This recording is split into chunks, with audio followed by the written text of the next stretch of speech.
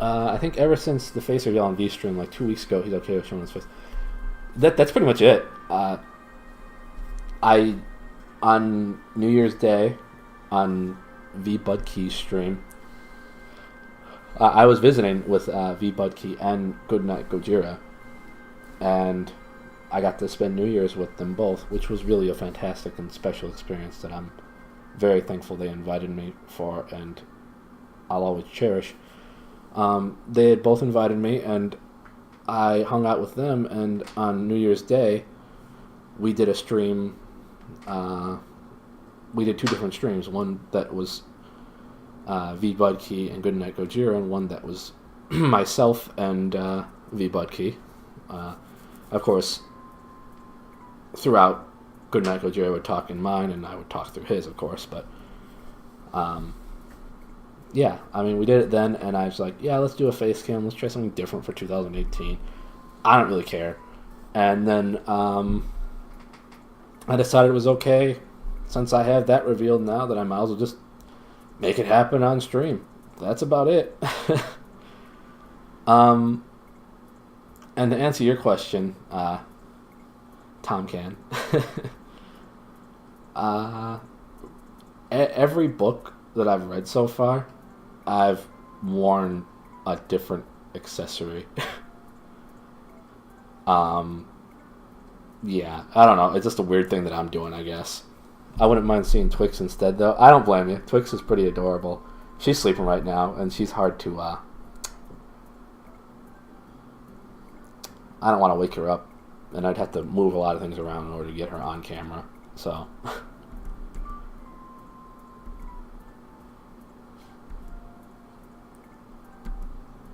Sure, it's fun to look at Tara's handsome face from time to time. Good chapter reading, Tara. Thank you. Thank you both. If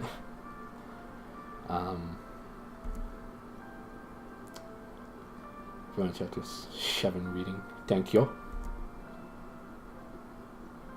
Hey Tara, that reminds me. Is that story of you, Rob, V, and Holland true?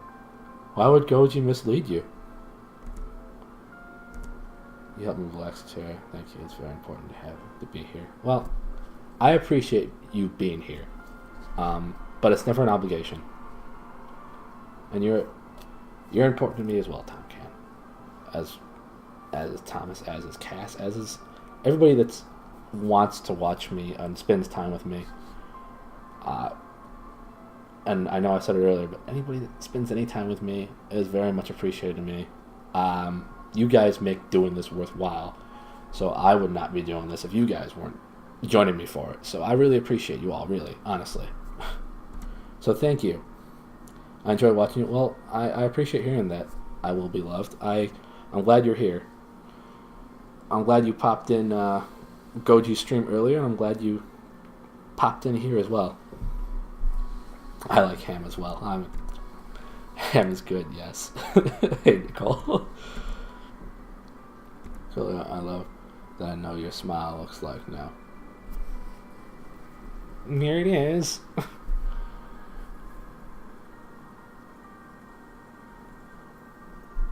It's nice finally having a face to the name. Well,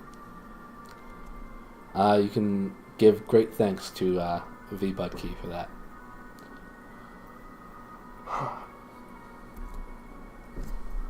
You say, why would Rob mislead? He says he is a sexy man. That's how he misleads me. He's just a humble man. A very, very humble man.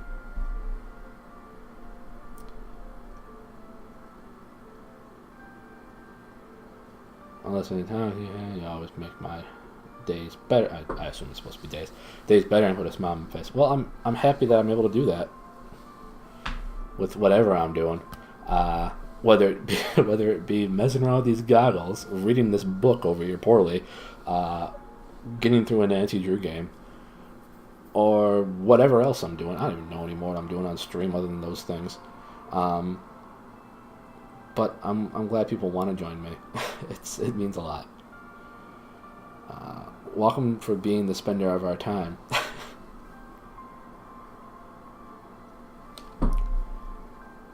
He goes to you and Goji, and the rest is history. Well, A big thanks to him indeed. I really do appreciate it. Long story on how I found you, Tara.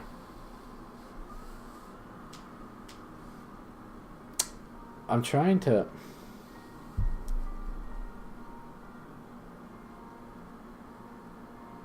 Imposter time, excuse me. I'm the town that flirts with Roberto.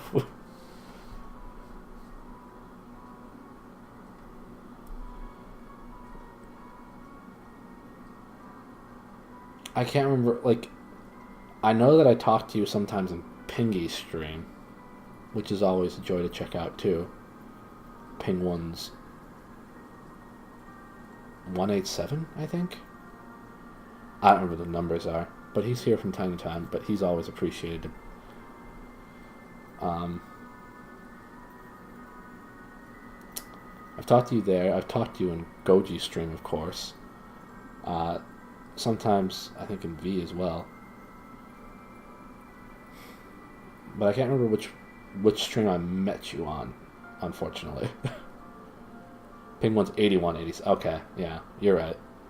I just don't remember the numbers that well, apparently.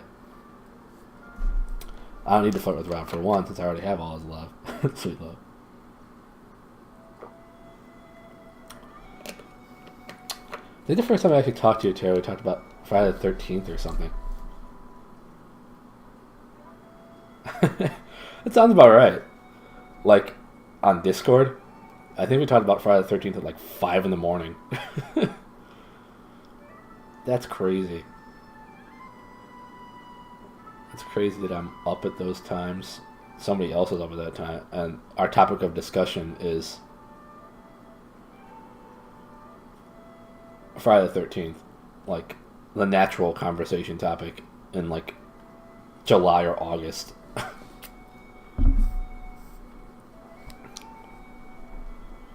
But how I got to even talk to you in the first place is what I meant. Love can shift. Oh, thinking about it, he probably won't be live again until April-ish because school is very busy. That's understandable. You gotta prioritize, and school is pretty important. So that's totally understandable, in my mind. I'm not sure how it really happened. Oh, like all the events leading before. Are you asking me to explain it? Because my memory seems to be bad right now about that. But if you're going to tell me, I'm more than willing to read it, of course. I think you were just friendly to me one time, and I was friendly back. At 5 a.m., anything to be on board for a conversation subject. This is true. At any time of day, I'm fine with talking about anything, really, to be honest. I want to relay the message. Well, I appreciate the message. Totally, me and my two friends talked about dreams until 7 a.m. That's cool.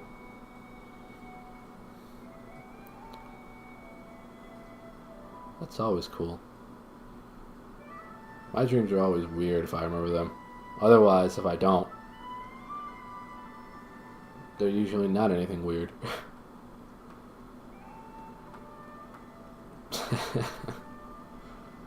There was I had that whole dream that I explained, I think, back when I played Pokemon Emerald.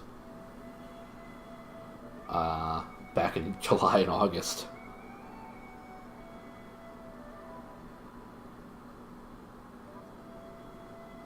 Like, all who I met before you, all the rare chance and even being on Twitch and all that. It's pretty amazing, isn't it? Didn't mean for you to explain anything. Well, that's good, because I can't explain anything. I'm real bad at it. I'm real bad. Are you ever anything other than friendly, though, Tara? Sometimes. Sometimes... Sometimes I joke a little too much, and... just because it's in text format, or I deliver it with such a deadpan expression, people don't realize that it's a joke, and then they get offended, and then I feel bad about it. Most of my dreams lately have been in video games, and it's always scary. Well, yeah. The most recent video game I know you've played is Resident Evil 7, but I think you also played like some like visual novel type game, like 9 Rooms or whatever. But yeah, Tonkan, you're more than welcome to explain your weirdest dream if you want to. I'm gonna get started on my next chapter. That'll be the last chapter too, because that'll be another 50 pages done, surprisingly. But please do explain it if you wish.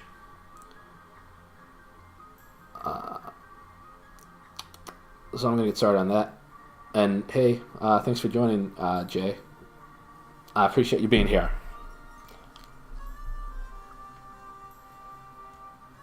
Also, Tara, meet one of the friends I was talking about the dreams with, Jay. Jay's popped in here, I think once or twice before.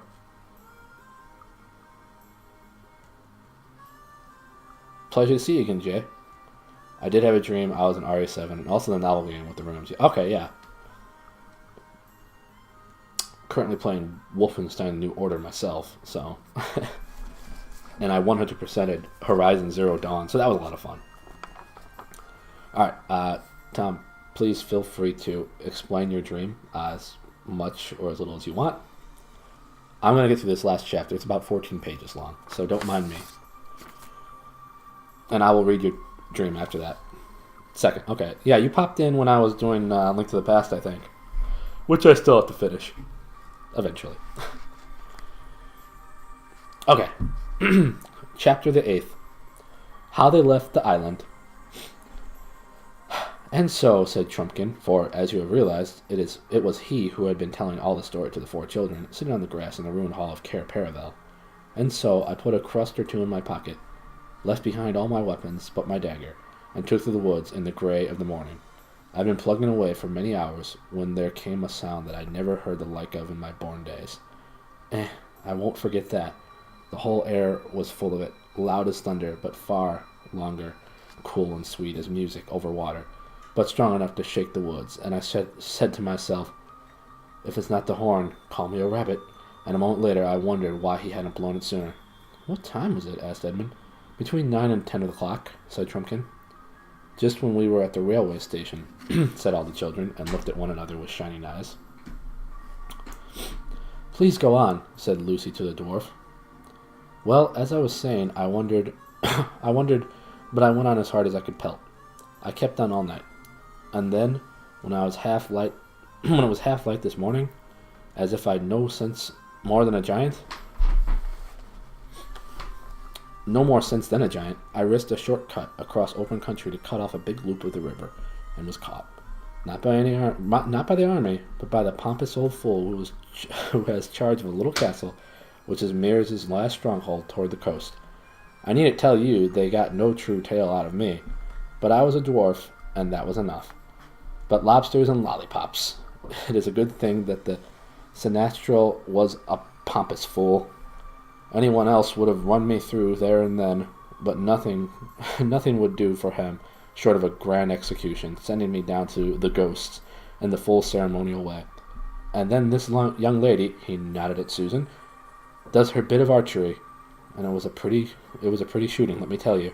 And here we are, and without my armor, for of course they took that. He knocked out and refilled his pipe. Great Scott, said Peter, in his breast Doc Brown impersonation. So it was the horn. Your own horn. They dragged us all off seated on the platform yesterday morning. I can hardly believe it, yet it all fits in.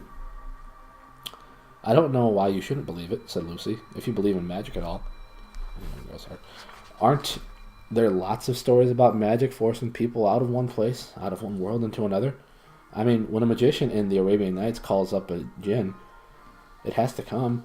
We had to come just like that. Yes, said Peter, I suppose that makes it feel so queer. It's that in the stories it's always someone in our world who does the calling. One doesn't really think about where the djinn's coming from. And now we know what it feels like for the djinn, said Edmund with a chuckle. Golly, it's a bit uncomfortable to know that we can be whistled far for like that. It's worse than when Father says about living at the mercy of the telephone. But we want to be here, don't we? Said Lucy. If as long